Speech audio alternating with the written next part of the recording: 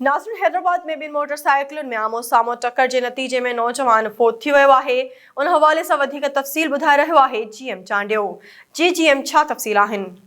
जी बिल्कुल, हैदराबाद के नसीम नगर वाले इलाके में बिन मोटरसाइकिल में आमो साम्हूं टक्कर थियो है। नतीजे में एक नौजवान फोत थी जैसे त एक जी हालत गणती जोगी बुधाई पई वञे। नसीम नगर थाने की हद में कायम अब्दुल्ला माल वेझो कायदेज़म पार्क बस अफ़सोसनाक वाक़ियो ही पेश आयो है। टक्कर के नतीजे में फोत थियल नौजवान की सुञाणप 24 वरनि जे सनी खान पुट समीउल दीन तौर थी आहे, जो मलक टाउन कोटड़ी जो रहवासी बुधाए पियो वञे। ज़ख़्मी नौजवान की सुञाणप 17 वरनि जे कलीमुल्ला पुट अनवर ज़ई तौर थी आहे। ही जो ज़ख़्मी नौजवान आहे ही हैदराबाद के लतीफ़ाबाद वाले इलाके जो रहवासी बुधाए पियो वञे।